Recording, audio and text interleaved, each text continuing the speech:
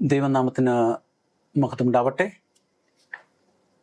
കർത്താവിൽ പ്രിയ ദൈവമക്കളെ, ഈ ക്വാർട്ടറിൻ്റെ 9ാമത്തെ പാഠത്തിലേക്ക് കടന്നു വരുവാൻ നമുക്ക് വളരെ സന്തോഷമുണ്ട്.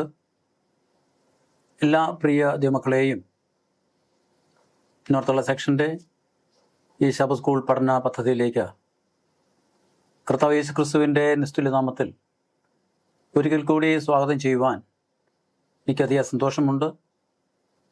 ദൈവത്തിൻ്റെ കൃപയും കരുണയും നമ്മെല്ലാവരും കൂടെ ഇരിക്കുമാറാവട്ടെ എന്ന് പ്രാർത്ഥിക്കുന്നു.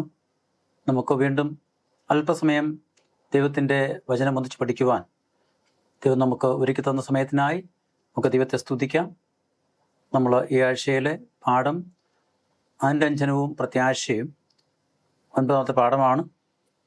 മനപ്പാഠവാക്യം എടുത്തിരിക്കുന്നത് 2 കൊരിന്ത്യർ 5:21. അതിൽ രേഖപ്പെടുത്തിയിരിക്കുന്നത്, പാപം അറിയാത്തവനെ നാം അവനിൽ ദൈവത്തിന് നീതിയാകേണ്ടതിന് അവൻ നമുക്ക് വേണ്ടി പാപം ആക്കി എന്നാണ്. കർത്താവ് യേശു ക്രിസ്തുവിൻ്റെ ഈ ലോക ജീവിതത്തിലെ ദൗത്യങ്ങളിൽ ഏറ്റവും പ്രധാനപ്പെട്ടതും എല്ലാ മനുഷ്യരുടെയും രക്ഷയ്ക്ക് നിദാനമായ ശുശ്രൂഷയിൽ ഏറ്റവും പ്രധാനപ്പെട്ട ഒന്നും ആയിരുന്നു കർത്താവ് യേശു ക്രിസ്തുവിൻ്റെ കാൽവരി യാഗം. ആ ഒരു വലിയ യാഗത്തിലേക്ക് കർത്താവ് യേശു ക്രിസ്തുവിന് പ്രവേശിപ്പാൻ, തന്നെത്താൻ നീക്കി വയ്ക്കുവാൻ ദൈവം തൻ്റെ ഏകജാതനെ ഭൂമിയിലേക്ക് അയച്ചത് ആ പുത്രമുഖാന്തരം സ്വർഗത്തെയും ഭൂമിയെയും ഏകീഭവിപ്പിക്കുക, പാപവും വിശുദ്ധ ജീവിതവും വേർതിരിച്ച് പാപത്തിൽ കഴിയുന്ന ദൈവത്തിൻ്റെ മക്കൾക്ക് ഒരു അനുരഞ്ജനം നൽകിക്കൊണ്ട് പാപാവസ്ഥയിൽ നിന്ന് വിശുദ്ധ ജീവിതത്തിലേക്ക് അവരെ വിളിച്ച് വേർതിരിക്കുക. അതാണ് രക്ഷാപദ്ധതിയുടെ ഏറ്റവും അടിസ്ഥാനപരമായ ഉപദേശം, അല്ലെങ്കിൽ അതിൻ്റെ പഠിപ്പിക്കൽ നമ്മൾ മനസ്സിലാക്കുന്നു. ആ വിശദാംശങ്ങളിലേക്ക് നമുക്ക് പ്രവേശിക്കുന്ന മുമ്പ് കണ്ണുകളടച്ച് ഒരു നിമിഷം പ്രാർത്ഥിക്കാം. അടിയങ്ങളെ അതിവാത്സല്യമായി സ്നേഹിക്കുന്ന ഞങ്ങളുടെ വാഴ്ത്തപ്പെട്ട കർത്താവെ, തിരുനാമത്തിനായി സ്തുതിക്കുന്നു, സ്തോത്രം ചെയ്യുന്നു. വീണ്ടും ഒരിക്കൽ കൂടി അവിടുത്തെ തിരുവചനം ഒന്നിച്ച് അടിയങ്ങൾക്ക് ഈ സാമൂഹിക മാധ്യമത്തിൽ പഠിക്കുവാനും ചിന്തിക്കുവാനും അവിടുന്ന് ഒരുക്കി തന്ന സമയത്തിനായി സ്തുതിക്കുന്നു. അടിയനെയും തിരുവചനത്തെയും അവിടുത്തെ കരങ്ങളിൽ സമർപ്പിക്കുന്നു. ഈ പാഠം പഠിക്കുന്ന, ഇത് കേൾക്കുന്ന, ഇത് മനസ്സിലാക്കുന്ന ഓരോ നിരമക്കളെയും അവിടുത്തെ കൃപയിലും സമാധാനത്തിലും അനുഗ്രഹത്തിലും നിറയ്ക്കണം. മാനമൊത്ത കഥാവെന്നെടുക്കണം. എല്ലായിടങ്ങളിലും കാജീവനെ തന്ന യേശുവിൻ്റെ നാമത്തിൽ ചോദിക്കുന്നു, കൃപയോട് കേൾക്കണം. നല്ല ദൈവമേ, ആമേൻ.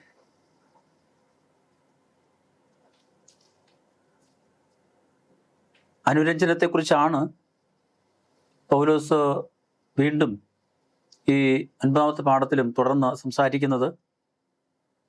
കാരണം ഈ അനുരഞ്ജനം എന്ന് പറയുന്നത് ഓരോ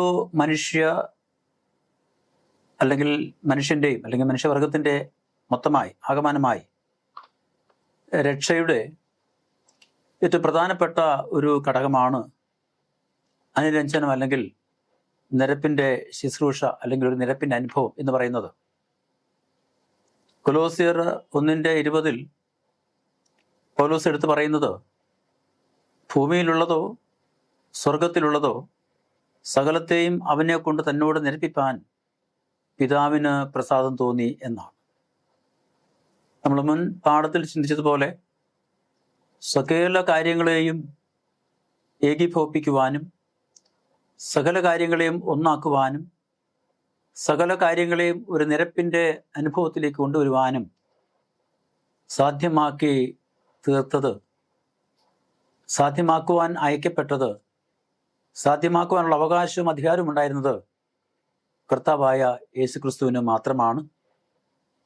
ആ യേശുക്രിസ്തുവിലൂടെ ഈ അനുരഞ്ജനം, ഈ നിരപ്പിൻ്റെ അനുഭവം സാധ്യമാക്കി എന്ന് നമ്മൾ തിരുവചനത്തിൽ നിന്ന് പഠിക്കുന്നു.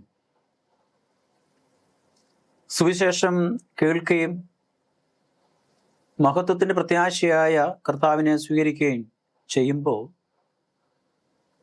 മനുഷ്യനിൽ രൂപാന്തരം ഉണ്ടാകുകയും മാനസാന്തര അനുഭവം ഉണ്ടാകുകയും മനുഷ്യൻ തന്നെ തിരിച്ചറിയുവാനും തങ്ങളുടെ പാപകരമായ ജീവിതത്തെ മനസ്സിലാക്കുവാനും തങ്ങളുടെ ജീവിതത്തിൽ വന്നുപോയ വീഴ്ചകളെയും ബലഹീനതകളെയും അറിയുവാനും ആ അവസ്ഥയിൽ നിന്ന് ഒരു പുതുജീവിതത്തിൻ്റെ അനുഭവത്തിലേക്ക് നമ്മളെ നയിക്കുവാൻ നമ്മെ ശക്തീകരിക്കുന്നതും അത് തിരിച്ചറിയാനുള്ള ആത്മീയ ബോധവും ജ്ഞാനവും നമുക്ക് നൽകുന്നതും കർത്താവ് യേശു ക്രിസ്തുവിൻ്റെ ഈ അനുരഞ്ജന ശുശ്രൂഷയിലൂടെ, നിരപ്പിൻ്റെ ഈ ശുശ്രൂഷയിലൂടെയാണ്. അനേകർക്ക് മറഞ്ഞു കിടന്ന ഈ ഒരു മർമ്മത്തിൻ്റെ രഹസ്യം ദൈവം തൻ്റെ മക്കൾക്ക് കർത്താവ് യേശു ക്രിസ്തുവിലൂടെ വെളിപ്പെടുത്തി കൊടുത്ത ആ രഹസ്യം മാനവവർഗത്തിൻ്റെ രക്ഷയ്ക്കായിട്ട് നൽകപ്പെട്ട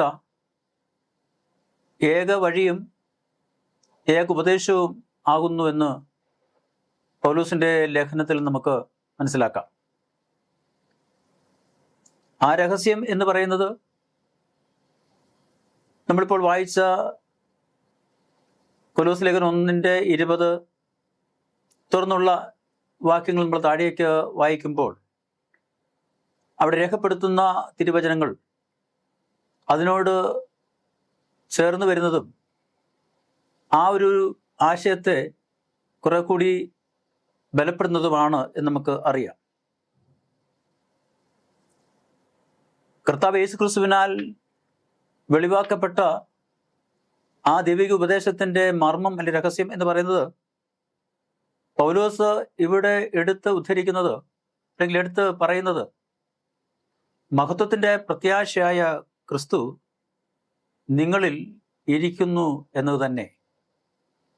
ഇതിൻ്റെ ആത്യന്തികമായ ആ ഉദ്ദേശം അല്ലെങ്കിൽ ആ ഏറ്റവും ആഴമേറിയ ആ പഠനം അല്ലെങ്കിൽ അറിവ് എന്ന് പറയുന്നത് കർത്താവ് യേശു ക്രിസ്തു നമ്മിൽ ആയിരിക്കുക എന്നാണ്. കർത്താവ് യേശു ക്രിസ്തു നമ്മിൽ ജീവിക്കുക, കർത്താവ് യേശു ക്രിസ്തുവിൽ നാം ആയിരിക്കുക എന്നാണ്. ഈ ഒരു അനുഭവത്തിലേക്ക് നമുക്ക് കടന്നു വരണമെങ്കിൽ നാം നമ്മുടെ എല്ലാ ദോഷകരമായ ജീവിത അനുഭവങ്ങളിൽ നിന്നും നമ്മുടെ ദുഷ്പ്രവൃത്തികളിൽ നിന്നും നാം വിടുവിക്കപ്പെടുകയും മാറ്റപ്പെടുകയും കർത്താവ് യേശു ക്രിസ്തുവിനോട് ഒരു നിരപ്പിൻ്റെ അനുഭവത്തിൽ നമുക്ക് കടന്നു വരുവാൻ കഴിയുകയും ചെയ്യണം. പാപം ഈ ലോകത്തിൽ കടന്നു വന്ന നാൾ മുതൽ മനുഷ്യവർഗത്തെ ഈ പാപത്തിൻ്റെതായ ആ ബന്ധനത്തിൽ നിന്ന് വിടുവിക്കുവാൻ, പാപവും പാപത്തിൻ്റെ ശമ്പളമായ മരണത്തിൻ്റെ ആ സ്വാധീനത്തിൽ നിന്ന് നിയന്ത്രണത്തിൽ നിന്ന് വിടുവിപ്പാൻ ദൈവം പദ്ധതി ആവിഷ്കരിക്കുകയും അതിനുവേണ്ട വഴി തുറന്നു കൊടുക്കുവാൻ ദൈവത്തിന് മനസ്സായി. അത് ഇപ്പോഴല്ല, സൃഷ്ടി മുതൽ നമ്മൾ അത് കാണുന്നുണ്ട്. ആദാമിനെ ദൈവം തൻ്റെ സ്വന്തം രൂപത്തിലും സാദൃശ്യത്തിലും സൃഷ്ടിച്ചു. തൻ്റെ ജീവശ്വാസം അവൻ്റെ മൂക്കിൽ ഊതി ആദാം ജീവനുള്ള ദേഹിയായി തീർന്നു എന്ന് നമ്മൾ പഠിക്കുമ്പോൾ ദൈവത്തിൻ്റെ ജീവശ്വാസം നേരിട്ട് തൻ്റെ ശരീരത്തിലേക്ക് തൻ്റെ നാസ്വരന്ധ്രത്തിലൂടെ സ്വീകരിച്ച ആദാം പാപത്താൽ ജനിക്കപ്പെട്ട വ്യക്തിയായിരുന്നില്ല. എങ്കിൽ പോലും വീഴ്ച ഭവിക്കുവാൻ ഇടയായി തീർന്നു. ലംഘനത്തിന് വഴിപ്പെട്ട് പോയി, അതിന് അധീനമാക്കപ്പെട്ടു. പാപം ആദാമിൻ്റെ ജീവിതത്തിൽ കടന്നു വന്നു. അങ്ങനെ ദൈവത്തിൻ്റെ സന്നിധിയിൽ നിന്ന് ഓടി ഒളിക്കുവാൻ ശ്രമിച്ച ആദാമിനെ യഹോവയെ ദൈവം വിളിക്കുന്നുണ്ട്, ആദാമേ നീ എവിടെ?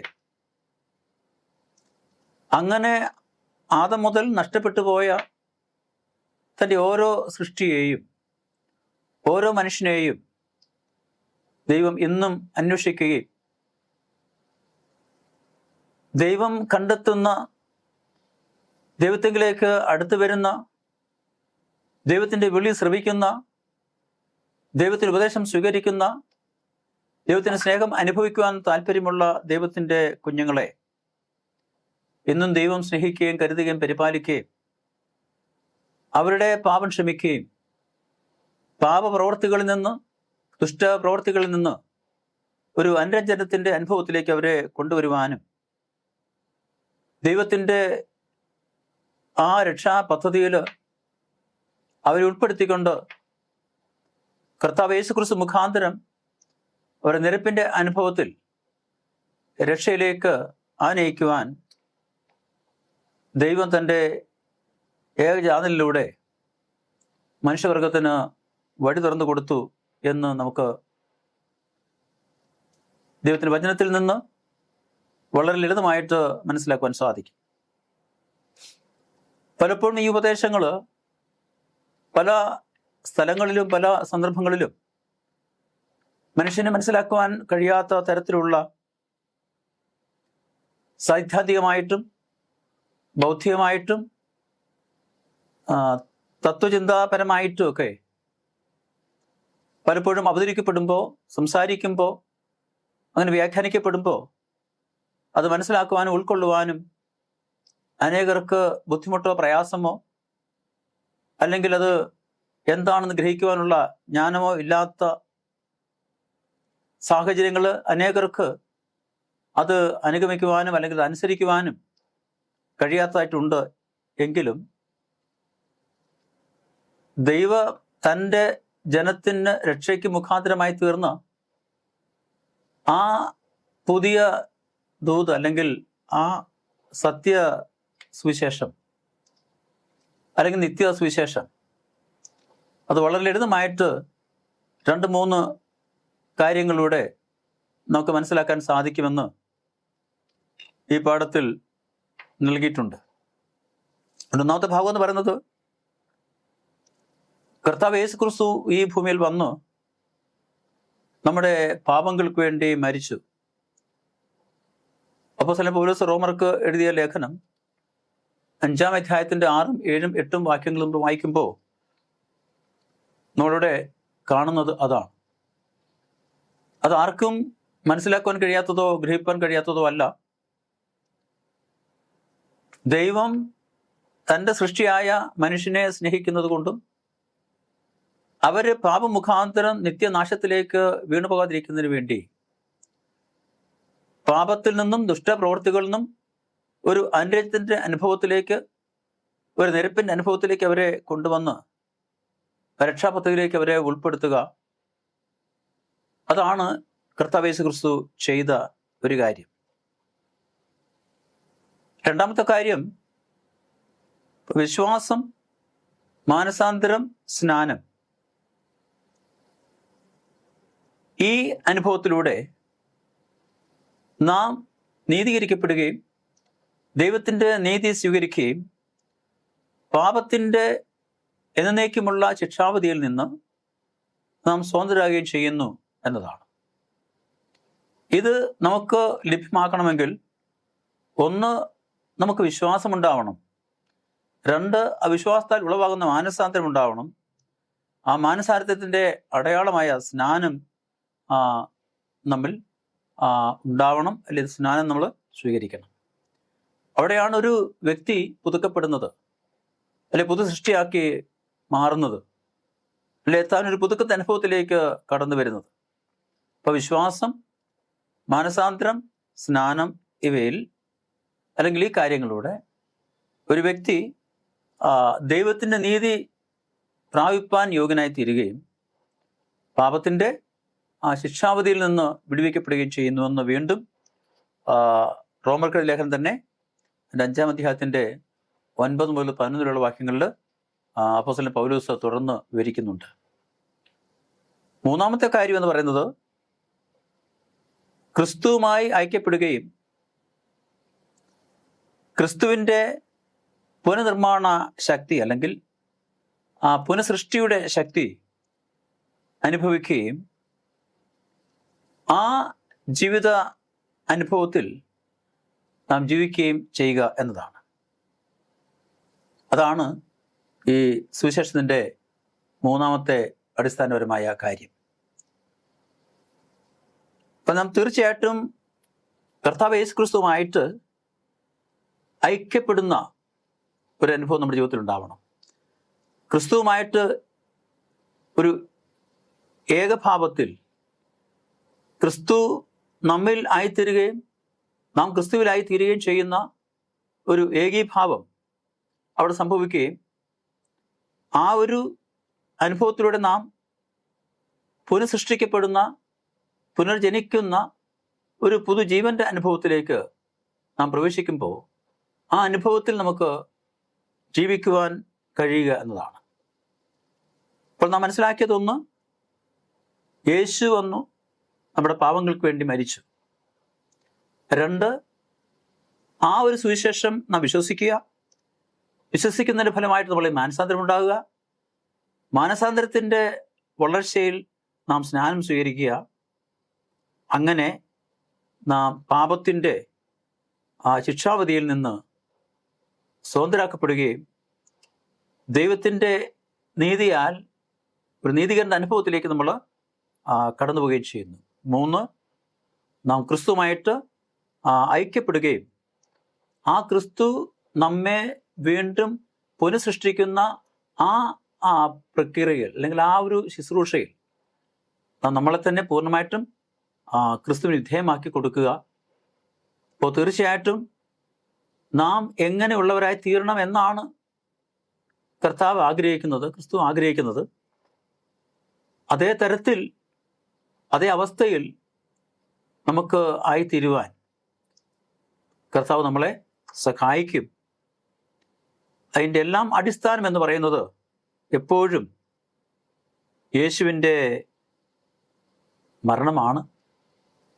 ആ ഒരു അനുഭവത്തിലേക്ക് നാം മടങ്ങി വരേണ്ടത് ആവശ്യമാണ്.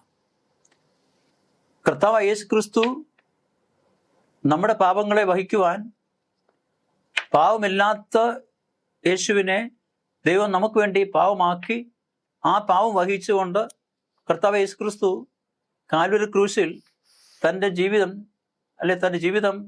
തൻ്റെ ജീവൻ നമുക്ക് വേണ്ടി ബലി കഴിച്ചുവെങ്കിൽ, നമുക്ക് വേണ്ടി വേർതിരിച്ചുവെങ്കിൽ, നമുക്ക് വേണ്ടി നൽകി തന്നുവെങ്കിൽ, ആ ക്രിസ്തുവിൽ ഐക്യപ്പെട്ടുകൊണ്ട് പാപത്തെ നമ്മുടെ ജീവിതത്തിൽ ഒഴിവാക്കി പാപത്തെ കൊന്ന് നമ്മളിൽ ഒരു വിശുദ്ധ ജീവിതത്തിൻ്റെ അനുഭവം പുനർജനിച്ച് ആ അനുഭവത്തിൽ നാം പുതിയ സൃഷ്ടിയായിട്ട് ക്രിസ്തുവിൽ ഐക്യപ്പെട്ട് ക്രിസ്തുവിൽ വളരുമ്പോൾ നാം അനുരഞ്ജനത്തിൻ്റെ ആ അനുഭവത്തിലേക്ക് മാറ്റപ്പെടുന്നു. അങ്ങനെ ആ അനുരഞ്ജനത്തിൻ്റെ നിരപ്പിൻ്റെ അനുഭവത്തിലേക്ക് മാറ്റപ്പെടുമ്പോൾ മാറ്റപ്പെടുക എന്നത് മാത്രമല്ല, ആ മാറ്റത്തിൻ്റെ അനുഭവത്തിൽ നാം ആ വിശ്വാസത്തിൽ തുടരേണ്ടത് ആവശ്യമാണ്. ആ മാറ്റപ്പെട്ട, പുനർജനിക്കപ്പെട്ട, പുനഃസൃഷ്ടിക്കപ്പെട്ട ആ ജീവിത അനുഭവത്തിൽ നാം തുടരേണ്ടത് ആവശ്യമാണ്, തുടർന്ന് നിലനിൽക്കേണ്ടത് ആവശ്യമാണ്, തുടർന്ന് വളരേണ്ടത് ആവശ്യമാണ്. കൊലോസ് ലേഖനം 1-ാം അധ്യായത്തിൻ്റെ 23 പൗലോസ് സംസാരിക്കുന്നത്, നിങ്ങൾ ഇളകാതെ അടിസ്ഥാനപ്പെട്ടവരും സ്ഥിരതയുള്ളവരുമായി വിശ്വാസത്തിൽ നിലനിന്നുകൊണ്ടാൽ അങ്ങനെ അവൻ്റെ മുമ്പിൽ നിൽക്കും. അപ്പം നാം ഇളകാതെ അടിസ്ഥാനമുള്ളവരും സ്ഥിരമുള്ളവരും വിശ്വാസത്തിൽ നിലനിൽക്കുകയും ചെയ്യുന്നവരായി തീരണം. അങ്ങനെയാണെങ്കിലേ നമുക്ക് വിശ്വാസത്തിൽ തുടരുവാനും ഇളക്കമില്ലാത്തവരും അടിസ്ഥാനം ഉറപ്പുള്ളവരും വിശ്വാസത്തിൽ നിലനിൽക്കുന്നവരും ആയി തീരുവാൻ കഴിയും. എങ്കിലേ ക്രിസ്തുവിൽ നാം ഐക്യപ്പെട്ട് കർത്താവ് നമ്മളെ പുനഃസൃഷ്ടിച്ച് ദൈവത്തിൻ്റെ മക്കളാക്കി നമ്മുടെ ഹൃദയങ്ങളിലെ പാപങ്ങളെയും കുറവുകളെയും ബലഹീനതകളൊക്കെ പൂർണ്ണമായിട്ടും ദൈവം നമ്മളിൽ നിന്ന് എടുത്തു മാറ്റി ഒരു പുതിയ സൃഷ്ടിയായിട്ട് കർത്താവിൽ തുടർന്നും ജീവിക്കുക എന്ന് നമുക്ക് ലളിതമായിട്ട് പറയുവാൻ കഴിയും. ഇപ്പോൾ കൊലോസ്യ സഭയിലെ ജനങ്ങളെ സംബന്ധിച്ച് അവരുടെ വിശ്വാസത്തെ സംബന്ധിച്ചും അവരുടെ സ്ഥിരതയെ സംബന്ധിച്ചും അവരുടെ അടിസ്ഥാനത്തെ സംബന്ധിച്ചുമൊക്കെ പൗലോസിന് ശരിയായി ബോധ്യമുണ്ടായിരുന്നു, അറിവുണ്ടായിരുന്നു. അതിനെക്കുറിച്ച് പൗലോസിന് നല്ല ജ്ഞാനമുണ്ടായിരുന്നു. എന്നിരുന്നാലും പലപ്പോഴും അവരുടെ പ്രത്യാശ അല്ലെ അവരുടെ വിശ്വാസം അത് ഉറച്ചു തന്നെ നിൽക്കുമോ, ആ സ്ഥിരത തുടർന്നും കാണുമോ, അവർ ചഞ്ചലപ്പെടുന്ന അനുഭവം ഉണ്ടാകുമോ എന്നുള്ള ഒരു ആശങ്ക പൗലോസിനെ ഭരിച്ചിരുന്നു. ഈ സ്ഥിരത എന്ന് പറയുന്നത് തുടരുക എന്നാണ്, ഇതിൽ കണ്ടിന്യൂ ചെയ്യുക എന്നുള്ളതാണ്. അപ്പം സ്ഥിരമായിരിക്കുക എന്ന് പറയുന്നത് മാറ്റമില്ലാതെ ഒരു കാര്യത്തിൽ തന്നെ മുൻപോട്ട് പോകുന്നതിനെ നമുക്ക് സ്ഥിരത അല്ലെങ്കിൽ തുടരുക എന്ന് പറയാം. തുടരുക എന്ന് പറഞ്ഞാൽ എന്താണ് ആ അവസ്ഥ, അതിൽ തുടരുക എന്നുള്ളതാണ്. മറ്റൊരു കാര്യത്തിലേക്ക് മാറിക്കഴിയുമ്പോൾ അത് തുടരുന്നു എന്ന് പറയാൻ കഴിയില്ല, അതിന് മാറ്റം വന്നു എന്ന് പറയാം. അപ്പോൾ നാം ക്രിസ്തുവിൽ ഐക്യപ്പെടുമ്പോൾ നമ്മുടെ ജീവിതത്തിലെ പാപങ്ങളെ നാം ദൈവത്തിൻ്റെ അല്ലെങ്കിൽ കർത്താവിൻ്റെ നീതി മുഖാന്തരം നമ്മളിൽ നിന്ന് ഒഴിവാക്കി അല്ലെങ്കിൽ നമ്മൾ നീക്കി നീതീകരണത്തിൻ്റെ അനുഭവത്തിലൂടെ നാം വീണ്ടും ജനിച്ച മക്കളായിട്ട് ക്രിസ്തുവിൻ്റെ കൂടെ ആയിരിക്കുമ്പോൾ അതിൽ ക്രിസ്തുവോട് ചേർന്ന് തന്നെ നമ്മൾ തുടർന്ന് ജീവിക്കുക എന്നതാണ്. ഇപ്പം ഇവിടെ തിമോത്തിയോസിൻ്റെ ഉപദേശങ്ങളിൽ, തിമോത്തിയോസിന് നൽകുന്ന ഉപദേശത്തിലും നിർദ്ദേശങ്ങളുമൊക്കെ പൗലോസ് ആവർത്തിച്ച് പറയുന്ന ആ കാര്യങ്ങൾ വിശ്വസ്തതയും സ്ഥിരതയും ഉറപ്പും ഒക്കെ ആവർത്തിച്ച് അവിടെ പറയുന്നുണ്ട്. പ്രത്യേകിച്ച് വിശ്വസ്തത പുലർത്തുക, സ്ഥിരതയോടെ നിൽക്കുക, നാം ക്രിസ്തുവിൽ അടിസ്ഥാനപ്പെട്ട് വളരുക എന്നത് നമ്മളെപ്പോഴും ഏറ്റവും കൂടുതൽ പ്രാധാന്യം കൊടുത്ത് മനസ്സിലാക്കേണ്ട കാര്യമാണ് എന്നവിടെ പൗലോസ് എടുത്തു പറയുന്നുണ്ട്. അപ്പോൾ ഈ സുവിശേഷം വാഗ്ദാനം ചെയ്യുന്ന പ്രത്യാശ മുറുകെ പിടിക്കുക എന്നത് ഏത് മനുഷ്യരുടെയും ഏറ്റവും പ്രധാനപ്പെട്ട കാര്യമാണ്, നമുക്കറിയാം. എന്നാൽ പലപ്പോഴും മനുഷ്യർ അത് വിട്ട് മറ്റ് രക്ഷാമാർഗങ്ങൾ, മാനുഷികമായിട്ടുള്ള ഉപദേശങ്ങൾ, മനുഷ്യൻ്റെതായ പഠിപ്പിക്കലുകളൊക്കെ വിശ്വസിക്കുകയും കേൾക്കുകയും ചെയ്യുന്ന അനുഭവങ്ങൾ എപ്പോഴും മനുഷ്യ ജീവിതത്തിൽ ഉണ്ടാവാറുണ്ട്. അത് സഭയിലായാലും സമൂഹത്തിലായാലും ഒക്കെ വ്യത്യസ്തമായ ആശയങ്ങളും വ്യത്യസ്തമായ ഉപദേശങ്ങളും നമുക്ക് മറ്റു പല വ്യക്തികളിൽ നിന്നും ലഭിക്കുവാനും കേൾക്കുവാനും ഒക്കെ കഴിയും. പക്ഷേ അത്തരം കാര്യങ്ങൾ നമ്മുടെ വിശ്വാസ ജീവിതത്തിൽ നമ്മുടെ പ്രത്യാശയെയും നമ്മുടെ സ്ഥിരതയെയും അല്ലെങ്കിൽ ഇല്ലാതാക്കുന്ന, അതിനെ അസ്ഥിരപ്പെടുത്തുന്ന, അതിനെ ചഞ്ചലമുള്ളതാക്കുന്ന അല്ലെങ്കിൽ അതിനെ ഇളക്കമുള്ളതാക്കുന്ന ഒരു അനുഭവത്തിലേക്ക് മാറുവാൻ പാടില്ല എന്ന് അവിടെ പൗലോസ് പറയുന്നുണ്ട്. അതുകൊണ്ട് തന്നെയാണ് നാം ദൈവവചനത്തെ, ദൈവിക ഉപദേശങ്ങളെ നാം തീർച്ചയായിട്ടും അടിസ്ഥാനമാക്കി തന്നെ ജീവിക്കണം എന്ന് പറയുവാൻ കാരണം. ഇവിടെ കൊലോസ്യർ 2:8 പൗലോസ് വീണ്ടും പറയുന്നത്, തത്വജ്ഞാനവും വെറും വചനയും കൊണ്ട് ആര് നിങ്ങളെ കവർന്നു കളയാതിരിപ്പാൻ സൂക്ഷിപ്പിൻ. പലപ്പോഴും ഈ തത്വജ്ഞാനവും വെറുതെയുള്ള സംസാരങ്ങളും, വെറുതെയുള്ള അവകാശവാദങ്ങൾ, വെറുതെയുള്ള ചില ആശയങ്ങൾ, അതിനൊരുപക്ഷെ അടിസ്ഥാനം ഉണ്ടായിക്കൊള്ളണമെന്നില്ല. അത് ഏതെങ്കിലും കൃത്യമായ ഒരു ആശയത്തിൽ നിന്ന് ഉരുത്തിരിഞ്ഞതായിരിക്കണമെന്നില്ല, ഏതെങ്കിലും ഒരു ഉപദേശത്തെ അടിസ്ഥാനമാക്കി ഉള്ളതായിക്കൊള്ളണമെന്നില്ല. പലപ്പോഴും മനുഷ്യർ അവരവർക്ക് തോന്നുന്ന കാര്യങ്ങൾ ശരി എന്ന് ചിന്തിച്ചുകൊണ്ട് അല്ലെ അതിൽ വിശ്വസിച്ചുകൊണ്ട് അങ്ങനെ വിശ്വസിക്കുകയും ആ വിശ്വാസം മറ്റുള്ളവരുമായിട്ട് പങ്കുവെക്കുകയും ചെയ്യുന്ന ഒരു സാധാരണ പ്രവൃത്തിയുണ്ട്.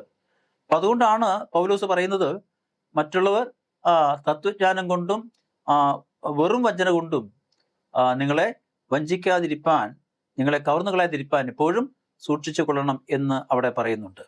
അതുപോലെ എഫെസ്യർ 3:17 പറയുമ്പോൾ അവിടെ പറയുന്നത്, ക്രിസ്തു വിശ്വാസത്താൽ നിങ്ങളുടെ ഹൃദയങ്ങൾ വസിക്കേണ്ടതിനും വരം നൽകേണ്ടതിന് നിങ്ങൾ സ്നേഹത്തിൽ വേരൂന്നി അടിസ്ഥാനപ്പെട്ടവരായിരിക്കണം. നോക്കുക, ഇവിടെയൊക്കെ വേരൂന്നുക, അടിസ്ഥാനപ്പെടുക, സ്ഥിരതയുള്ളവരായിരിക്കുക, തുടരുക, അല്ലെങ്കിൽ ഇതൊക്കെ വളരെ പ്രധാനപ്പെട്ട വിശ്വാസത്തെ സംബന്ധിച്ച്, വിശ്വാസത്തിന്റെ വളർച്ചയെ സംബന്ധിച്ച്, നമ്മുടെ മാനസാന്തരത്തെ സംബന്ധിച്ച്, ഒരു പുതിയ അനുഭവം ജീവിക്കുന്നതിനെ സംബന്ധിച്ച്, കർത്താവ് യേശുക്രിസ്തുവായിട്ട് ഐക്യപ്പെടുന്നതിനെ സംബന്ധിച്ചൊക്കെ ഇത് ഏറ്റവും പ്രധാനപ്പെട്ട കാര്യമാണ്.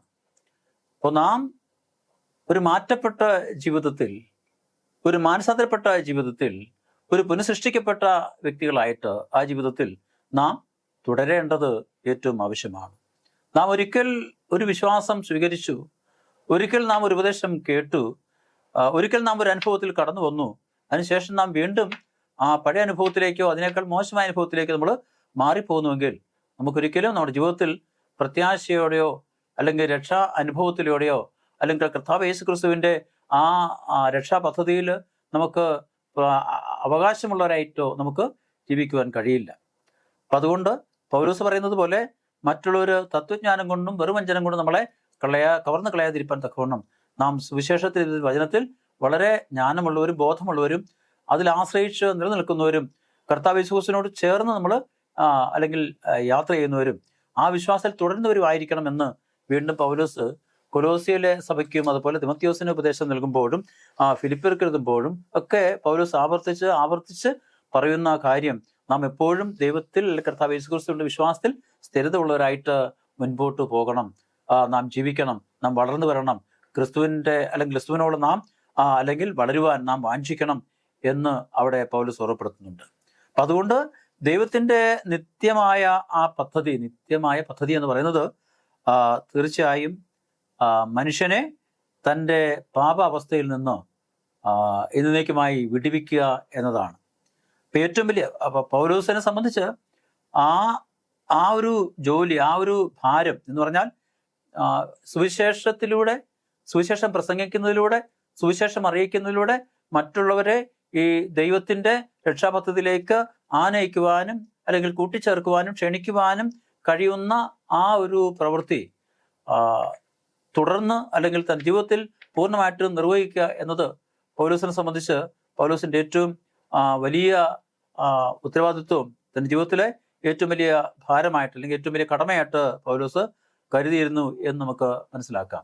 അതുകൊണ്ട് പലപ്പോഴും പൗലോസ് ഈ ഒരു അനുഭവത്തിൽ, ചിന്തയിൽ നിന്നുകൊണ്ട് പൗലോസ് ജയിലായിരിക്കുന്ന സമയത്തും പുറത്തായിരിക്കുന്ന സമയത്തും ഒക്കെ പൗലോസ് തൻ്റെ ജോലി അല്ലെ തൻ്റെ പ്രവൃത്തി എന്താണ് അത് തുറന്നുകൊണ്ടിരുന്നു നമുക്ക് മനസ്സിലാക്കാൻ സാധിക്കും. അപ്പോൾ ജയിലായിരിക്കുന്ന സമയത്ത് തനിക്ക് വീടുകൾ കയറി ഇറങ്ങി മനുഷ്യരോട് സംസാരിക്കുവാനും സുവിശേഷം പറയുവാനും കർത്താവിൻ്റെ സ്നേഹത്തിലേക്ക് മറ്റുള്ളവരെ അല്ലെങ്കിൽ കൂട്ടിവരുത്തുവാനും കഴിയാത്തൊരു പ്രയാസം, ഒരു വലിയ അല്ലെങ്കിൽ വിഷമം പൗലോസിന് ഉണ്ടായിരുന്നു എന്നും, അതുപോലെ ഓരോ സഭയ്ക്ക് വേണ്ടി തനിക്ക് ചെയ്യേണ്ട കാര്യങ്ങൾ ചെയ്യുവാൻ കഴിയാത്ത സാഹചര്യത്തിൽ, അവസ്ഥയിൽ താൻ ജയിലായിരിക്കുന്ന സമയങ്ങളിൽ പോലും തനിക്ക് അതിനെക്കുറിച്ച് വലിയ ഭാരമുണ്ടായിരുന്നു, പ്രയാസമുണ്ടായിരുന്നു എന്ന് നമുക്ക് മനസ്സിലാക്കാൻ സാധിക്കും. അപ്പൊ പൗലോസ് ജയിലായിരിക്കുന്ന സമയത്ത് പോലും ദൈവവചനം പൗലോസിനാൽ ഒരിക്കൽ പോലും നിന്നു പോകുവാനോ ലഭിക്കാതിരിക്കുവാനോ അല്ല അതിന് ബന്ധനമുണ്ടാകുവാനോ ഇടയായി തീർന്നില്ല എന്ന് നമുക്ക് മനസ്സിലാക്കാൻ സാധിക്കും. കാരണം പൗലോസ് തടവിലായിരുന്നപ്പോഴാണ് ഫിലിപ്പിയർക്ക് എഴുതിയ ലേഖനം, എഫേസർ, ഫിലമോൻ എന്ന ഈ 3 ലേഖനങ്ങൾ എഴുതുന്നത് ആദ്യം താൻ തടവിലാകുമ്പോഴാണ്. മോചനായതിനു ശേഷമാണ് അദ്ദേഹം 1 തിമോത്തിയോസും അതുപോലെ തീത്തോസും ആ ലേഖനം എഴുതുവാൻ കാരണം. പിന്നെ റോമിലെ ജയിലായിരിക്കുന്ന സമയത്താണ് അദ്ദേഹം 2 തിമോത്തിയോസ് എഴുതിയത് എന്ന് നമുക്ക് മനസ്സിലാക്കാൻ സാധിക്കും. അപ്പൊ അങ്ങനെ തൻ്റെ നിത്യ പദ്ധതി അല്ലെങ്കിൽ ദൈവത്തിന്റെ പദ്ധതിയെ തൻ്റെ പ്രവൃത്തിയിലൂടെ അല്ലെങ്കിൽ തൻ്റെ എളിയ ശുശ്രൂഷയിലൂടെ ഒരിക്കൽ പോലും അതിന് ഒരു മുടക്കം വരാതെ, അതെവിടെങ്കിലും അവസാനിച്ചു പോകാതെ, എവിടെങ്കിലും അത് കുറഞ്ഞു പോകാതെ തുടർന്ന് നിർബാധമായി അഭംഗുരം തനിക്കത് ചെയ്യുവാൻ, തന്നിലൂടെ അത് നിവർത്തിക്കപ്പെടുവാൻ പൗലോസ് എപ്പോഴും ആഗ്രഹിച്ചിരുന്നു, എപ്പോഴും അതിനുവേണ്ടി പ്രവർത്തിച്ചിരുന്നു. അപ്പം അതുകൊണ്ട് തന്നെ ഒരു കാര്യനിർവഹണ സ്ഥാനം എന്ന് പറയുന്ന ഒരു കാര്യം എന്ന് പറഞ്ഞാൽ കാര്യങ്ങൾ ക്രമീകരിക്കുവാനുള്ള ഒരു രീതി പൗലോസ് അവിടെ എടുത്ത് പറയുകയും പ്രത്യേകിച്ച് തൻ്റെ സഭയിലെ വിശ്വാസികൾക്കും അതുപോലെ തിമോത്തിയോസ് ഉപദേശം കൊടുക്കുമ്പോഴൊക്കെ അതിനെ എടുത്ത് അല്ലെങ്കിൽ ആ കാര്യം സംസാരിക്കുന്ന ഒരു അനുഭവം നമുക്ക് മനസ്സിലാക്കാൻ സാധിക്കും. അപ്പം രക്ഷാപദ്ധതിയിൽ ദൈവം ഉണ്ടാക്കിയ എല്ലാ വ്യവസ്ഥകളും ഉൾപ്പെടുന്ന അല്ലെങ്കിൽ എന്താണ് രക്ഷാപദ്ധതിയിൽ മനുഷ്യൻ ചെയ്യേണ്ടത്, അല്ലെ മനുഷ്യന്റെ ഉത്തരവാദിത്വം, അല്ലെ മനുഷ്യൻ അല്ലെങ്കിൽ അനുസരിക്കേണ്ടത്, കേൾക്കേണ്ടത്, എങ്ങനെയാണ് ആ രക്ഷാപദ്ധതിയിലേക്ക് കടന്നു വരാൻ കഴിയുന്നത്, ഇങ്ങനെയുള്ള എല്ലാ കാര്യങ്ങളും പലപ്പോഴും തൻ്റെ ഉപദേശങ്ങളിലൂടെ, തൻ്റെ ലേഖനങ്ങളിലൂടെ മറ്റുള്ളവർക്ക് പറഞ്ഞു കൊടുക്കുവാനും മറ്റുള്ളവരിലേക്ക് അത് എത്തിക്കുവാനും പൗലോസ് എപ്പോഴും ശ്രദ്ധയുള്ളവനായിരുന്നു. അങ്ങനെ ദൈവത്തിൻ്റെ ആ നിത്യമായ രക്ഷാപദ്ധതി മനുഷ്യവർഗത്തിന് നഷ്ടപ്പെട്ടു പോകാതിരിക്കാൻ ഓരോ മനുഷ്യരെയും അല്ലെ മനുഷ്യവർഗങ്ങളെയും അതിലേക്ക് ആനയിക്കുവാനും അത്തരത്തിലുള്ളൊരു പുതിയ അനുഭവത്തിലേക്ക് അവരെ കൊണ്ടുവന്ന് ദൈവത്തിൻ്റെ ആ രക്ഷാപദ്ധതി നിറവേറ്റപ്പെടുവാനും അതിലൂടെ ദൈവം മനുഷ്യനെ രക്ഷിക്കുവാൻ ആഗ്രഹിക്കുന്ന തന്നെ അല്ലെ രക്ഷിക്കാനുള്ള തൻ്റെ സ്നേഹം, തൻ്റെ ഏറ്റവും അദമ്യമായ ആഗ്രഹം നിവർത്തീകരിക്കാനും അങ്ങനെ തൻ്റെ പുത്രനിലൂടെ അത് സാധ്യമാക്കി തീർക്കുവാനും ദൈവം ആഗ്രഹിക്കുന്ന അതിൻ്റെ തുടർന്നുള്ള അതിൻ്റെ തുടർ പ്രവർത്തനങ്ങളാണ് പ്രവാചകന്മാരിലൂടെയും അപ്പോസ്തലന്മാരിലൂടെയും ശിഷ്യന്മാരിലൂടെയും അതുപോലെ ദൈവത്തിൻ്റെ വചനം പഠിക്കുന്ന, വചനം അറിയുന്ന ഓരോരുത്തരുടെയും ചെയ്യപ്പെടുന്നത് എന്ന് നമുക്ക് മനസ്സിലാക്കുവാൻ സാധിക്കും. അപ്പം അതുകൊണ്ട് ഈ ശുശ്രൂഷ എന്നത് ആരുടെ ശുശ്രൂഷ എന്ന് പറഞ്ഞാൽ തീർച്ചയായിട്ടും ദൈവിക ശുശ്രൂഷ എന്ന് പറയുന്നത് ദൈവ വചനം നിറവേറ്റുന്നതിനായിട്ട് രൂപകൽപ്പന ചെയ്തതാണ്. അപ്പം അതാണ് ശുശ്രൂഷ എന്ന് പറയുന്നത്. അപ്പം ദൈവത്തിൻ്റെ വചനം നിറവേറ്റപ്പെടണം. കാരണം ദൈവത്തിൻ്റെ വചനത്തിൽ നൽകപ്പെട്ടിരിക്കുന്ന സകല ഉപദേശങ്ങളും ദൈവത്തിൽ നിന്ന് വന്നതാകുന്നുവെന്നും അത് അപ്പോസ്തലന്മാരിൽ എഴുതപ്പെട്ടതും പ്രവാചകന്മാരിൽ നൽകപ്പെട്ടതും ശിഷ്യന്മാരാൽ പറയപ്പെട്ടതുമായ രേഖപ്പെടുത്തപ്പെട്ടതുമായ കാര്യങ്ങളൊക്കെ ഇത് മുഴുവനും ദൈവത്തിൽ നിന്ന് വന്നിട്ടുള്ളതായതുകൊണ്ട് തന്നെ ആ ദൈവത്തിൻ്റെ വചനം നിറവേറ്റുന്നതിനുള്ള രൂപകൽപ്പനയാണ് ദൈവത്തിൻ്റെ വചനം എന്നതുകൊണ്ട് തന്നെ ഈ വചനം ഏറ്റവും പ്രാധാന്യമുള്ളതും ഈ വചനം മനുഷ്യന്റെ രക്ഷയ്ക്ക് ഏറ്റവും അടിസ്ഥാനപരമായ ഒന്നാണെന്നും ഇത് കൂടാതെ ഒരു മനുഷ്യനും രക്ഷയുടെ അനുഭവത്തിലേക്ക് കടന്നു കഴിയില്ല എന്നും പൗലോസ് മനസ്സിലാക്കിയതുകൊണ്ട് തന്നെയാണ് താൻ ജയിലായിരുന്നപ്പോഴും, താൻ മോചനായപ്പോഴും, താൻ ആയിരുന്ന ഇടങ്ങളിലൊക്കെയും ഈ സുവിശേഷം മറ്റുള്ളവർക്ക് പറഞ്ഞു കൊടുക്കുവാനും പകർന്നു കൊടുക്കുവാനും പഠിപ്പിക്കുവാനും തൻ്റെ ഉപദേശം അല്ലെങ്കിൽ ദൈവത്തിൽ നിന്ന് തനിക്ക് പരിശുദ്ധാത്മാവിൽ ലഭിച്ച ദൈവിക ഉപദേശങ്ങൾ മറ്റുള്ളവർക്ക് മനസ്സിലാവുന്ന രീതിയിൽ ലളിതമായിട്ട് മറ്റുള്ളവരുമായിട്ട് പങ്കുവയ്ക്കുവാനും അത് എഴുതി അയക്കുവാനും അവരെ ഓർമ്മപ്പെടുത്തുവാനും ചില കാര്യങ്ങൾ അവരെ പ്രത്യേകമായിട്ട് അവർക്ക് ഊന്നൽ കൊടുത്തുകൊണ്ട് അവർ ആ കാര്യങ്ങൾ ശ്രദ്ധിക്കുവാനും ഒക്കെ പൗലോസ് തുടർന്ന് സംസാരിക്കുന്നതിൻ്റെ പ്രധാനപ്പെട്ട കാരണവും ഇത് തന്നെയാണ്. അവിടെ നമ്മൾ മത്തായിയുടെ സുവിശേഷം 13:35 രേഖപ്പെടുത്തിയിരിക്കുന്നത്, ഞാൻ ഉപമ പ്രസ്താവിപ്പാൻ വായു തുറക്കും, ലോകസ്ഥാപനം മുതൽ ഗൂഢമായത് ഞാൻ ഉച്ചരിക്കും.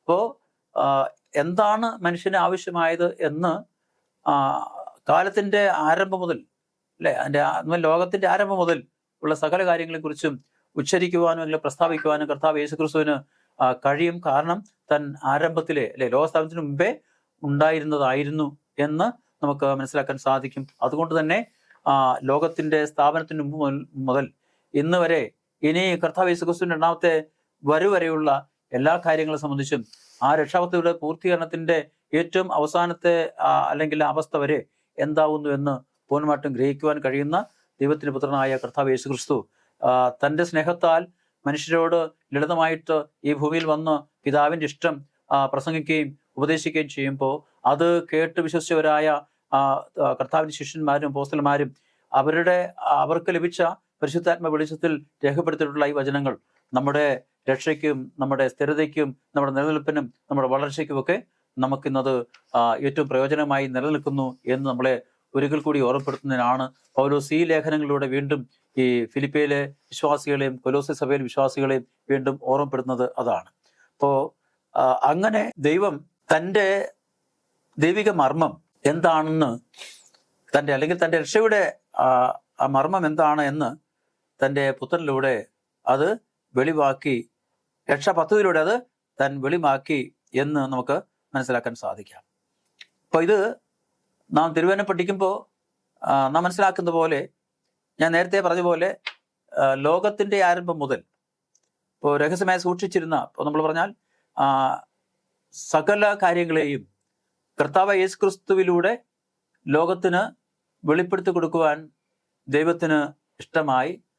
അതുകൊണ്ട് നാം ലോകത്തിൻ്റെ ആരംഭത്തിൽ മനുഷ്യർക്ക് മനസ്സിലാക്കാൻ കഴിയാതിരുന്ന തിരുവചനത്തിലുള്ള ഉപദേശങ്ങളെയും പ്രവാചകന്മാരുടെ വാക്യങ്ങളെയും പലപ്പോഴും അത് ഗ്രഹിക്കുവാനും തിരിച്ചറിയാനും കഴിയാത്ത അവസ്ഥയിൽ പലപ്പോഴും മനുഷ്യർക്ക് അത് ഗ്രഹിക്കുവാൻ കഴിഞ്ഞിരുന്നില്ല എങ്കിൽ അതിൽ നിന്ന് വളരെ വ്യത്യസ്തമായിട്ട് ദൈവത്തിൻ്റെ സ്നേഹത്തെ, രക്ഷാപദ്ധതിയെ വളരെ ലളിതമായിട്ട് തൻ്റെ പുത്രനായ ക്രിസ്തുവിലൂടെ ദൈവം നമുക്ക് വേണ്ടി വെളിപ്പെടുത്തി എന്നും അത് കർത്താവ് യേശു ക്രിസ്തുവിൻ്റെ ജീവിതം, മരണം, പുനരുത്ഥാനം എന്ന 3 കാര്യങ്ങളിലൂടെ ആ മർമ്മം നമുക്ക് വേണ്ടി ദൈവം തുറന്നു വന്നു എന്ന് നമുക്ക് മനസ്സിലാക്കാൻ സാധിക്കും. അതുകൊണ്ട് 2 കൊരിന്ത്യർ 3:14 പൗലോസ് എടുത്തു പറയുന്നത്, എന്നാൽ അവരുടെ മനസ്സ് കഠിനപ്പെട്ടു പോയി, പഴയ നിയമം വായിക്കുമ്പോഴൊക്കെയും ആ മൂടുപടം നീങ്ങാതെ ഇന്ന് വരെ ഇരിക്കുന്നുവല്ലോ. ഇപ്പോൾ നാം മനസ്സിലാക്കുന്ന ഒരു കാര്യം, ദൈവത്തിൻ്റെ കൽപ്പനകളെ അനുസരിക്കുവാൻ മനസ്സില്ലാത്ത മനുഷ്യരുടെ ഹൃദയങ്ങളെ ദൈവം കഠിനമാക്കുവാൻ അല്ലെ കഠിനപ്പെടുത്തുവാൻ ഇടയായി തീരുമെന്നാണ്. അപ്പോൾ ദൈവത്തിൻ്റെ വചനങ്ങളെ അനുസരിക്കുവാനും കേൾക്കുവാനും നമുക്ക് താല്പര്യമില്ല എങ്കിൽ അങ്ങനെയുള്ളവരുടെ ഹൃദയങ്ങളെ അടയ്ക്കുവാനോ കഠിനപ്പെടുത്തുവാനോ ദൈവത്തിന് കഴിയും. അപ്പോൾ തീർച്ചയായിട്ടും ആ മൂടുപടം മാറാതെ അങ്ങനെ തന്നെ കിടക്കും. അപ്പോൾ ആ മൂടുപടം മാറണമെങ്കിൽ ദൈവത്തിൻ്റെ വചനം കേൾക്കുവാനും അനുസരിക്കാനുള്ള മനസ്സ് നമുക്കുണ്ടാകുമ്പോൾ തീർച്ചയായിട്ടും നമ്മുടെ ഹൃദയം തുറക്കപ്പെടുകയും ആ കേൾക്കുന്ന വചനം എന്താണെന്ന് ഗ്രഹിക്കുവാനുള്ള ആ കൃപ ദൈവം നമുക്ക് നൽകുകയും ചെയ്യും. ഇവിടെ നാം മനസ്സിലാക്കുന്ന ഏറ്റവും പ്രധാനപ്പെട്ടതും എന്നാൽ ലളിതമായ കാര്യം, ആത്യന്തികമായിട്ട് അല്ലെ സകലത്തിൻ്റെയും അവസാനം എന്ന നിലയിൽ സകലവും ക്രിസ്തുവിൽ പൂർണ്ണമായി ചേർക്കപ്പെടുന്നു.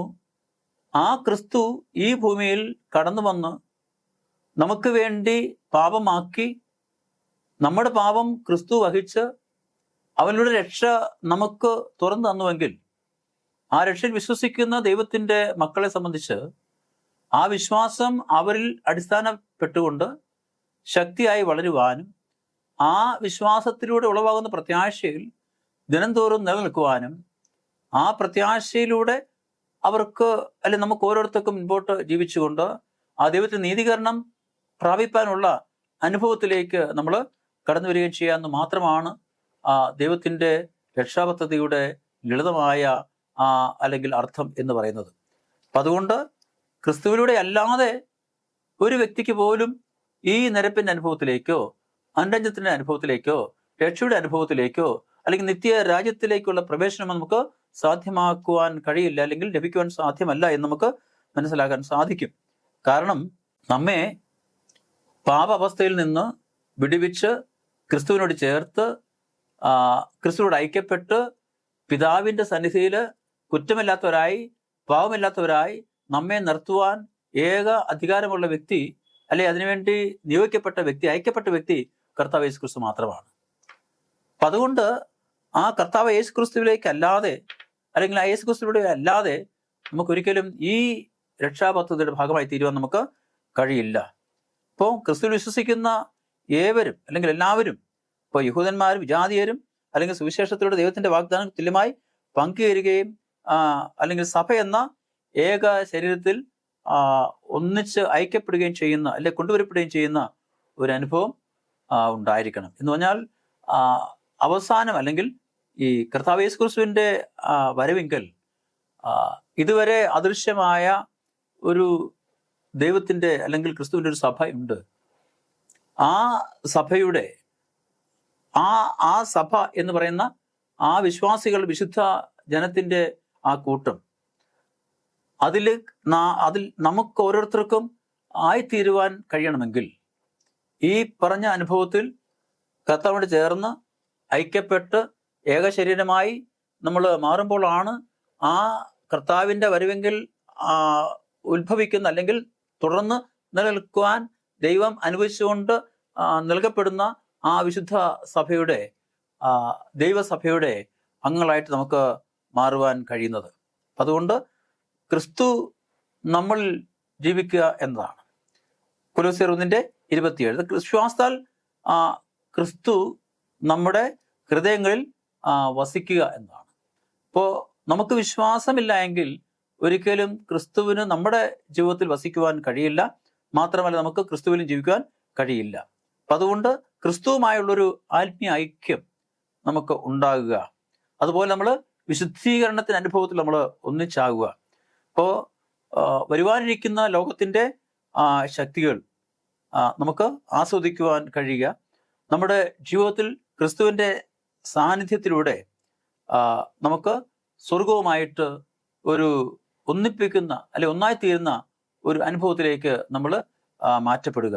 ഇതൊക്കെ നമ്മുടെ ജീവിതത്തിൽ അല്ലെങ്കിൽ ഓരോ വ്യക്തികളുടെ ജീവിതത്തിൽ സാധ്യമാക്കി തീരണമെങ്കിൽ ഈ സുവിശേഷത്തിൻ്റെ നമ്മൾ ആദ്യം കണ്ട 3 ലളിതമായ ആ ഉപദേശങ്ങൾ നമുക്ക് മനസ്സിലാക്കുവാനും അത് അനുസരിക്കുവാനും അത് നമ്മുടെ ജീവിതത്തിൽ പ്രാവർത്തികമാക്കാനും കഴിയണം. അങ്ങനെ ചെയ്യുമ്പോൾ തീർച്ചയായും നമുക്ക് ഈ ഒരു അനുഭവത്തിലേക്ക് കടന്നു വരുവാനും ആ കർത്താവ് യേശു ക്രിസ്തുവിലൂടെ നമുക്ക് ഒന്നായി തീർന്നുകൊണ്ട് ഏക ശരീരമായി തീർന്നുകൊണ്ട് കർത്താവിലൂടെ ഒരു അനുരഞ്ജനത്തിൻ്റെ അനുഭവത്തിലൂടെ നമുക്ക് കടന്ന് ദൈവം നമുക്ക് വേണ്ടി ഒരുക്കുന്ന ആ സന്തോഷകരമായ അനുഭവത്തിലേക്ക് ക്രിസ്തുവിനോട് കൂടെ ചേരുവാൻ നമുക്ക് കഴിയും എന്നത് ആണ്.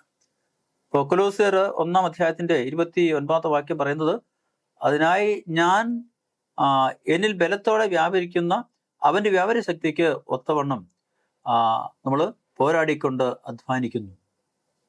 അപ്പോൾ എന്നിൽ വ്യാപരിക്കുന്ന കർത്താവ് യേശു ക്രിസ്തുവിൻ്റെ വ്യാപാര ശക്തിക്ക് ഒത്തവണ്ണം നാം എന്ത് ചെയ്യുക? ഈ ലോകത്തിൽ പൈശാചിക ശക്തിയോട് പോരാടിക്കൊണ്ട് നമ്മുടെ വിശ്വാസം നമ്മളിൽ നിലനിർത്തി അതിൽ വളരുവാൻ നാം ദിനംതോറും അധ്വാനിക്കുന്നവരായിരിക്കണം എന്ന് അല്ലെങ്കിൽ അതിനുവേണ്ടി പ്രയത്നികരായിരിക്കണം എന്ന് പൗലോസ് പറയുകയാണ്. ഇപ്പോൾ പൗലോസിന്റെ ഉപദേശത്തിന്റെ കേന്ദ്ര ബിന്ദു എന്ന് പറയുന്നത് കർത്താവ് യേശു ക്രിസ്തുവും തൻ്റെ ക്രൂശ് മരണവും അല്ലെ തൻ്റെ ഉയർപ്പും ആകുന്നു എന്നതാണ്. അപ്പം ഇതാണ് സുവിശേഷം എന്ന് പറയുന്നത്. അല്ലെങ്കിൽ കർത്താവ് യേശു ക്രിസ്തു നമുക്ക് വേണ്ടി വന്നു, കാൽവരിയിൽ മരിച്ചു, അവൻ ഉയർത്തെഴുന്നേറ്റു എന്നതാണ്.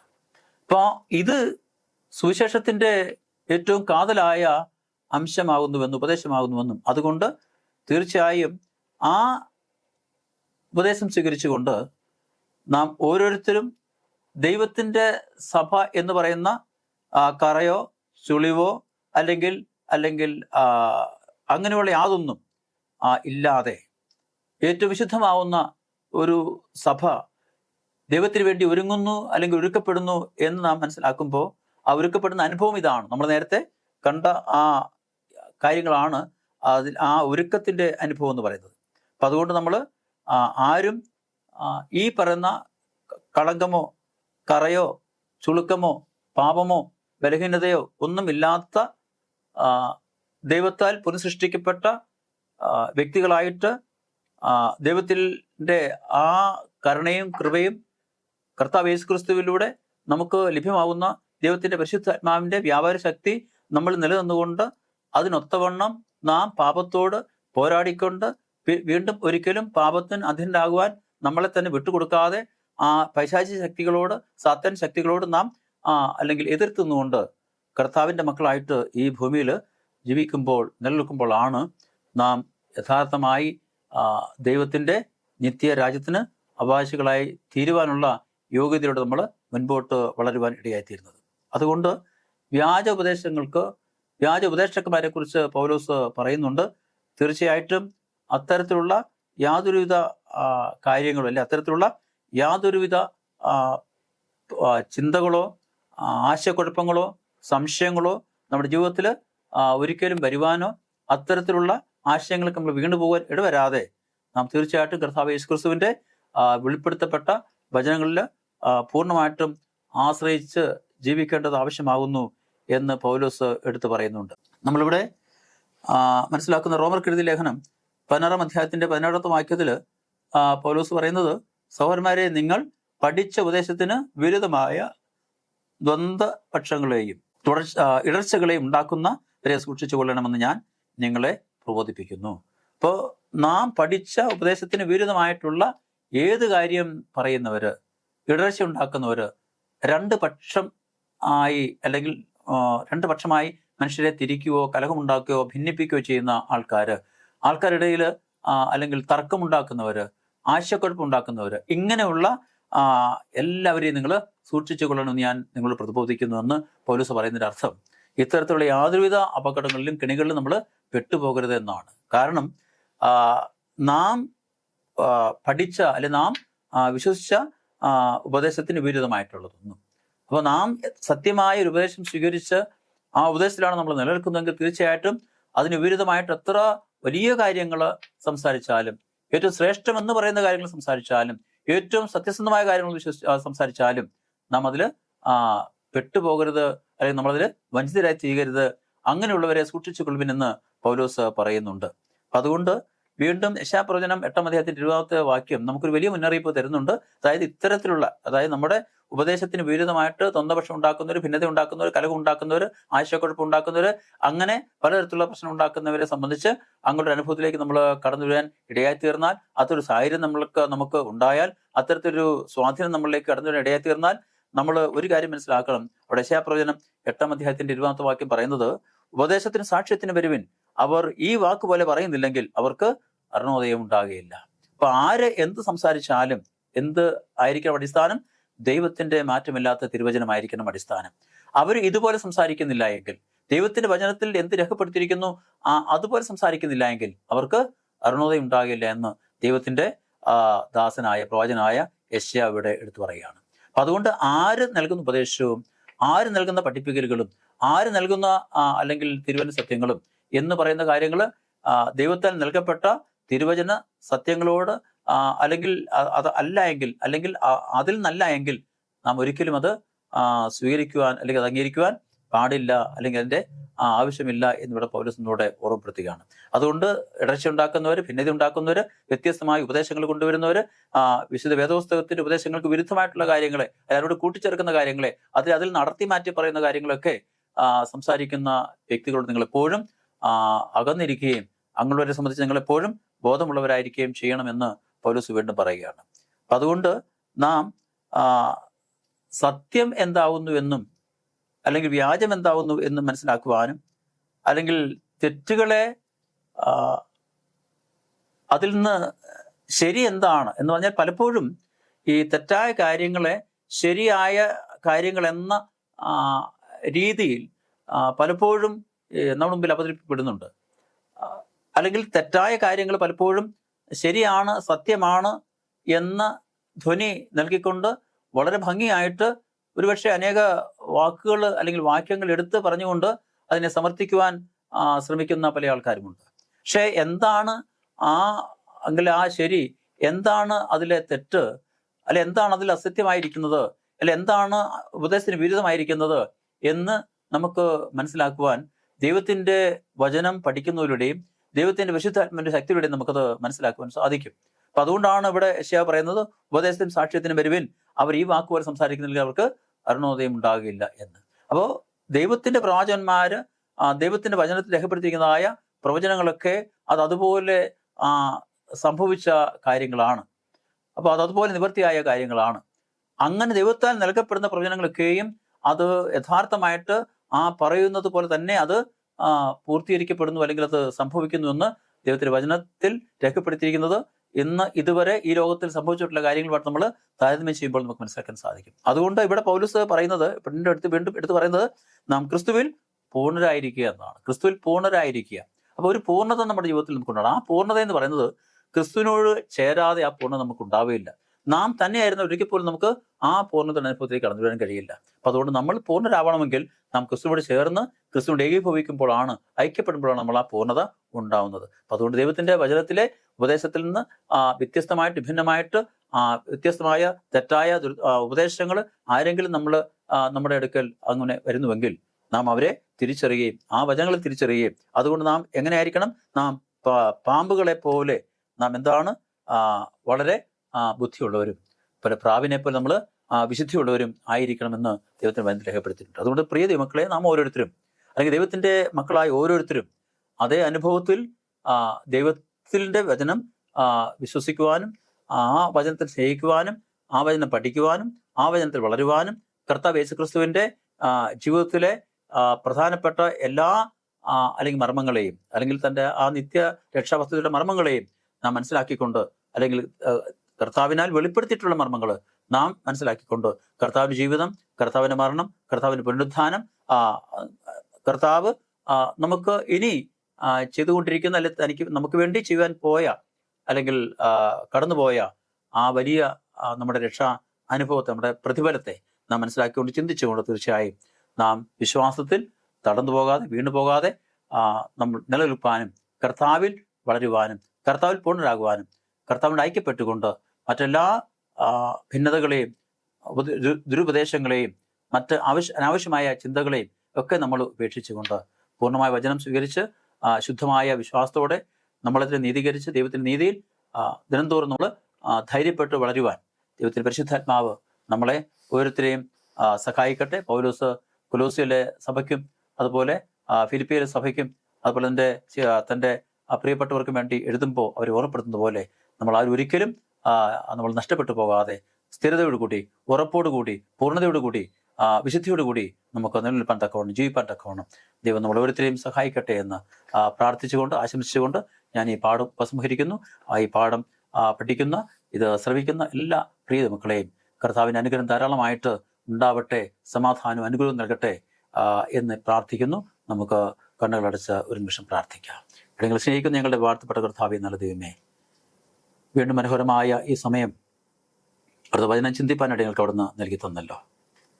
കർത്താവെ, അപ്പോസ്തലൻ പൗലോസ് ഉപദേശിക്കുന്നത് പോലെ അടിയങ്ങൾ ഓരോരുത്തരും കർത്താവെ അവിടുത്തെ പുതുനായ കർത്താവ് യേശു ക്രിസ്തുവിൻ്റെ ജീവിതത്തിലൂടെ വെളിവാക്കപ്പെട്ട രക്ഷാപത്തിയുടെ മർമ്മങ്ങളെ മനസ്സിലാക്കിക്കൊണ്ട് അടിയങ്ങൾ കർത്താവെ അവിടുത്തെ കർത്താവിൻ്റെ സ്നേഹത്താൽ വിളിക്കപ്പെട്ടവരും നിരപ്പിൻ്റെ അനുഭവത്തിൽ കടന്നു വന്നുകൊണ്ട് അനുരഞ്ജനത്തിൻ്റെ ആ അനുഭവത്തിലൂടെ ക്രിസ്തുവിൻ്റെ മക്കളായി ക്രിസ്തുവിൽ ഞങ്ങൾ വളർന്ന് ഏകീഭവിച്ച് ക്രിസ്തുവിൽ അടിയങ്ങൾ പൂർണ്ണത പ്രാപിച്ചുകൊണ്ട് ഈ ലോകത്ത് കർത്താവ് അടിയങ്ങൾക്ക് ഒരുക്കുന്ന വരുവാനിരിക്കുന്ന നിത്യരാജ്യത്തും അടിയങ്ങൾ നിലനിൽപ്പാൻ കാണപ്പെടുവാനും മറ്റൊരു തരത്തിലുള്ള ഉപദേശങ്ങളോ ദ്വന്ദ്വപക്ഷങ്ങളോ ഭിന്നതകളോ ഇടർച്ചകളോ ഒന്നും ഉണ്ടെങ്കിൽ ജീവിതത്തിൽ യാതൊരു തരത്തിലുള്ള പ്രയാസങ്ങളോ വീഴ്ചകളോ ബലഹീനതകളോ ഉണ്ടാക്കാനോട് വരുത്താതെ അടിയങ്ങൾക്ക് തടിയുറച്ചവരായി ഉറപ്പുള്ളവരായി സ്ഥിരതയുള്ളവരായി നിലനിൽപ്പാൻ തക്കവണ്ണം അടിയങ്ങൾ ഏവരും അവിടെ നിന്ന് സഹായിക്കണം, കൃപയിൽ അവിടെ നിന്ന് സൂക്ഷിക്കണം, ആത്മാവിൽ ബലപ്പെടുത്തണം, മാനവത്തെ കർത്താവ് നേടുക്കണം. അടിയങ്ങൾക്ക് ആജീവനം തന്ന യേശു നാം ചോദിക്കുമ്പോൾ കൃപ കേൾക്കണം. നല്ല ദൈവമേ, ആമേൻ.